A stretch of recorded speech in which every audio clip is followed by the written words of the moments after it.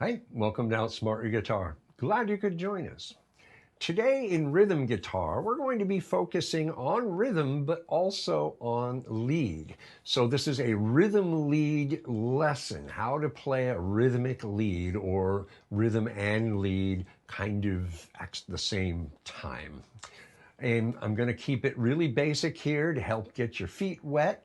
It's going to assume you are pretty confident and comfortable with at least the pentatonic minor scale as well. All right, so let's just get right to it, and be sure to like and subscribe to Outsmart Your Guitar along the way.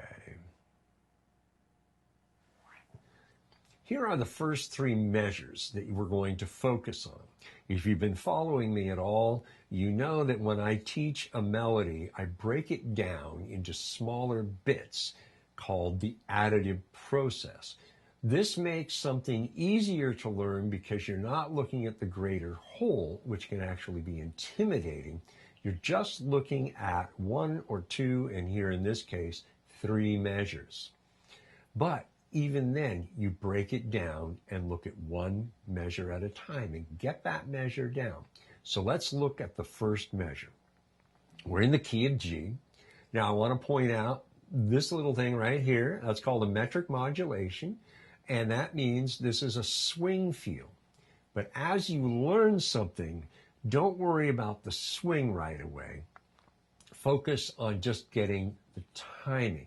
So the first beat in the first measure is 2/8, and we're playing just a partial G minor from the fourth string up. So you have one, and the second beat starts with a bend right here on the fifth fret, two and then we have the third beat, three and then four. Pretty straightforward. One and two and three and four. Now we're not worried about time, i.e. keeping time, as we are in counting it out correctly. Notice I'm counting it out loud. That's because you want to hear what part of the beat you're focused on so that you can really be clear where the notes fall in relation to the count. So now if we want to put the triplet feel in here, i.e. the swing feel, then what we can do is just count everything as triplets. So the first beat is one and You play on the first and the third part of the triplet. So one and two and three and four and All right? So you can pause at any time to work on bits. I'll just keep pushing forward, all right? So work on the first measure before moving to the second measure. The second measure is pretty straightforward. Same thing, one, and again, we're not worried about the swing feel yet. So now you're going to move up with your second finger, two and three and four.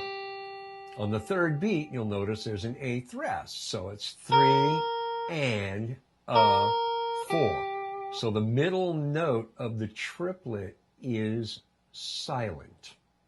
And you need to silence it. Because remember, silence is every bit as important as the sound in anything, rhythm or lead. Okay, now let's take the second measure and put it into the swing feel by counting triplets. One and two and three and four and And you do that until it feels smooth and flowing. All right? Now, again, you can pause and work on that second measure. What you want to do after you've worked on the first measure and the second measure is now put those two measures together as a single entity. Don't worry about the third measure. So Play nice and slow, count it out in triplet feels so that you get the swing thing happening, right? So this is what you're going for the first two measures. 1 and 2 and 3 and 4 and 1 and 2 and 3 and 4 and All right? So if you want to rewind and listen to that, by all means, do that. And then pause and get those measures flowing together nice and smooth, and even put it to a metronome once you've got it fairly smooth to help you further smooth it out. Because keeping the rhythm is very important, even though you're playing lead lines. Now let's look at the third measure. The third measure, we move to a C minor 7 right here, okay? Again, 1 and you're going to take your third finger and move up to the 7th fret on the 4th string for 2 and then 3 and 4 and because the 4th beat returns to just regular 8ths or swing 8ths, right? 1 and 2 and 3 and 4 and excuse me, I played that wrong the first time. So you go from 8 down to 3, not to 5. Okay. Pause and learn that third measure correctly, just as I corrected myself just a second ago. Then, when you've got the third measure fairly worked out, put all three measures together. Oh yes, on the third measure, now you go to the swing feel, right? 1 and 2 and 3 and 4 and Let me not forget that.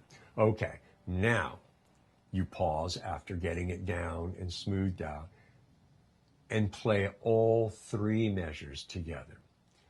Nice and easy. 1 and 2 and 3 and 4 and 1 and 2 and 3 and 4 and 1 and 2 and 3 and 4 and So pause, rewind and listen to that walkthrough just to get a good clear sense of what you're supposed to be doing, and then pause and play through all three measures. Count it out loud, smooth it out, and then put it to a metronome before moving forward.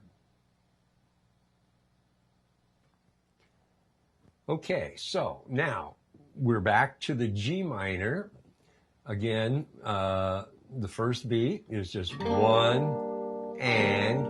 Now you'll slide with your second finger on the third string up to 7, 2, and move up 2 frets, 3, and then jump to your third finger on the same note, sliding into it for 4, and 1 and 2 and 3 and 4 and. It's kind of an awkward move. I totally understand that, but trust me, this works. Once you get comfortable with it, you'll have it. Now, get that down, and then put the swing feel to it. 1 and 2 and 3 and 4 and Okay? It really will work very well. Pause, get that down before moving to the next measure. Now, let's look at the next measure. That would be the fifth measure. We're into a D minor 7. here at the 5th fret. So 1, and stretch your little finger up to 10 on the first string. 2, and with your first finger so that you can reach 3 and 4. Whoops, bending the 10th fret of the 3rd string. Okay, so 1 and 2 and 3 and 4. Now, this is going to seem a little odd, but because you're so engaged with your 3rd finger, using your 4th finger to get there, you can see I can actually get it ready for, 1 and 2 and, right? And then everything else falls into place. So work that out, right? You'll get it. Okay. Once you've got that, now it's time to swing it. So 1 and 2 and 3 and 4 and up.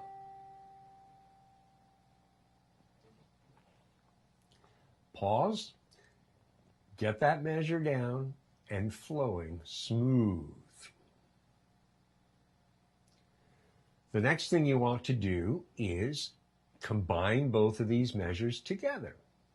So, nice and easy, no hurry here.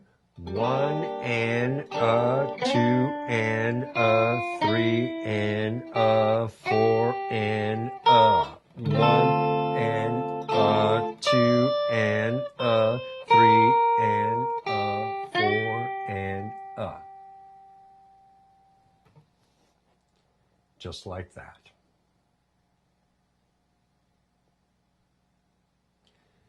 Pause, put it together, get it smooth, put it to a metronome. Very important to make sure that you're playing right where you need to be playing. And if you've got one of those metronomes that allows you to play with the swing feel that does triplets, or even the first and the third note of the triplet to give you the swing feel, absolutely use that metronome setting. And make sure that everything is monotone. No clicking the first beat as a higher pitch or a different pitch. Make it all one pitch, because when we mess up, we don't always mess up on the first beat. So take your time here, and then when you're ready to move forward, you know what to do. The challenge for you now is to play all 5 measures you've learned thus far as a singular entity, all right? And you don't have to play fast. This isn't about speed. It's about quality of execution, a term you've heard me use a lot in the past. I still use it, all right? So here's what you're going for. 4 and 1 and 2 and 3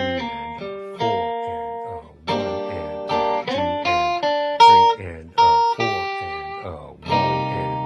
2 and 3 and 4 and 1 and 2 and 4 and 1 and 2 and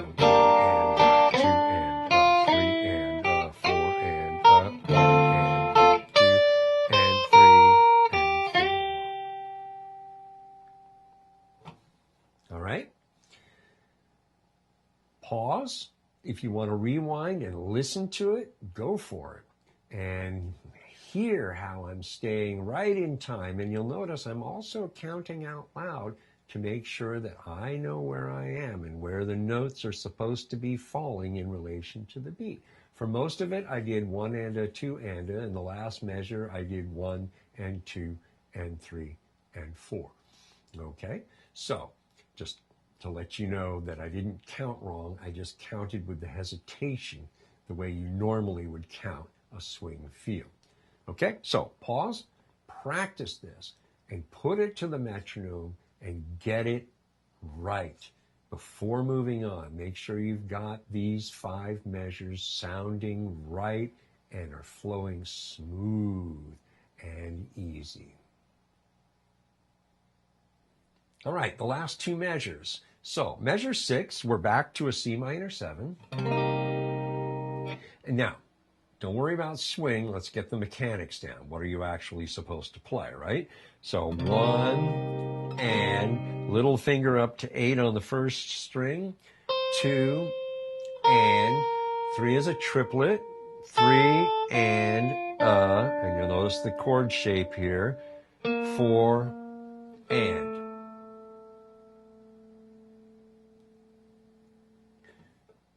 Pretty cool. Work that out, then make it a swing feel. 1 and 2 and 3 and 4 and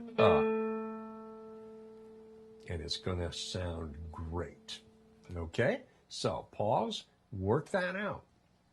And if you want, put it to a metronome, which is always a good idea to help you nail the right feel rhythmically, not just melodically, but rhythmically.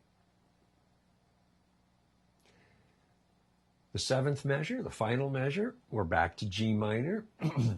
1 and slide your 3rd finger up to 7 on the 4th string, 2 and right? You get that? 2 over to the 2nd string and then the D7 sharp 9 on 3 and 4. Now, you've already, when you played this, got part of your D7 sharp 9 already in place. You just need to move down 2 frets and then put together this shape, which is basically a 9th chord. You're just standing your 3rd finger up. And you probably already know this chord anyway. It's the, quote, Hendrix chord, unquote, right? So you can see I let that finger stay put on that string. I didn't lift it off. I just, right? Let it stay there, came down, and did that routine. Okay, once you've got this down fairly smooth, it's time to swing it, right? 1 and 2 and 3 and 4 and done. Work that out. Again, put it to the metronome. Count out loud as you do this. Make sure you know where you're putting things, where they belong. Then put these two measures together, right? 1 and 2 and 3 and 4 and 1 and 2 and 3 and 4 and Pause, put these measures together, play them smooth and flowing, one measure into the other. Use a metronome to help you do that. All right, let's put this whole thing together. I recorded a little bit of a backing track for myself, just playing straight quarters, kind of comping.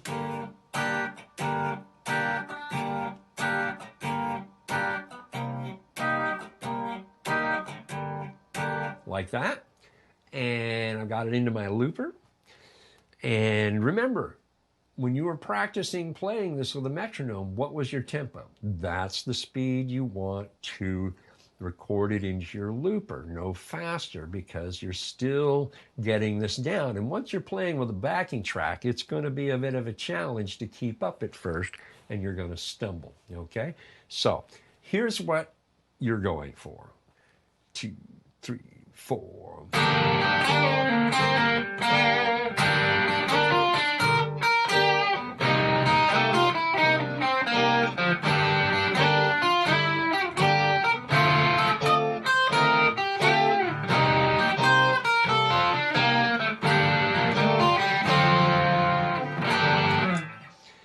Yeah, I kind of muffed my top note, but that's okay. This is the essence of what you're going for, and you're going to muff things from time to time, right? It's just the way it is. But as long as it's not always the same place, then it's an incidental, and you have to work on overcoming even the incidental errors as well. And practice and repetition gets your hand moving things the way they should be moving and playing the way they should be playing. That's part of why I put this together this way, because you're playing a rhythm shape and then going right into a lead shape. And you're even doing these partial bars and having to jump to playing lead bits. And that's a tough challenge. And that's what these rhythm leads present you with in the way of a challenge, is moving from chord shapes to playing, the melody lines. You've got to get comfortable with doing that and how manipulate your hand to bring that about. And that can only be done by practice and repetition. Okay? So have fun with this. And remember, quality of execution is what you're going for. So if you have to slow your rhythm track down, go ahead and do that. It's okay. Again, I really stress the quality of your playing, the quality of the execution is more important than tempo. All right? So if you got to slow it down a little bit, do that. You'll be glad, because then once you have it down, you can slowly bump the tempo up by 2 beats a minute to get it to the tempo you want to play it. Another aspect of these is you don't want to play them too fast either, right? That can be a little bit crazy and the melody may not sound quite as good.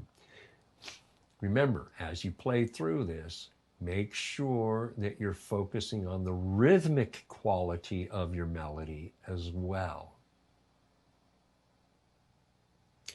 I hope you are having as much fun and being challenged by this lesson as I was challenged and had a ball putting this lesson together.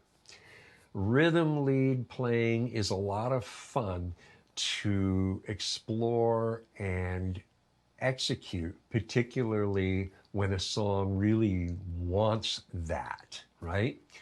And so these are just 7 bars of an idea to give you the essence of what you're going for, moving from rhythm to lead instantly.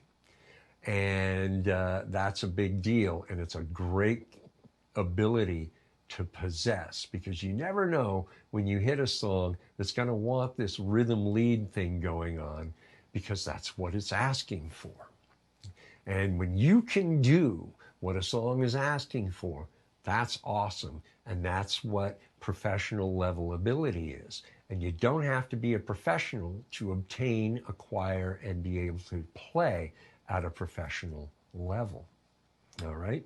So one of the cool things you can do here is, after you've got this melody down, is start to do your own melody. Now, I want to caution you, if you listen to this and really pay attention, you'll see that I'm actually creating a coherent melody throughout the 7 bars. Just like if it was a regular solo, it has to be coherent and it has to make sense as a greater whole, as a statement in general, right? So be careful as you're doing this. Play around and experiment, of course, but then try to put something together that's repeatable, that makes sense as a greater statement. That's the real challenge. Okay, thank you again for letting me be your teacher. Thank you for sitting through and learning the things this lesson has to offer. I know it's going to benefit you in the long run down the road. So enjoy the process. And again, take your time and learn it well. You'll be glad you did. Okay? There's always more, right? And more is what we're after. So 4 more, come on back and I'll give you more. And we'll see you then.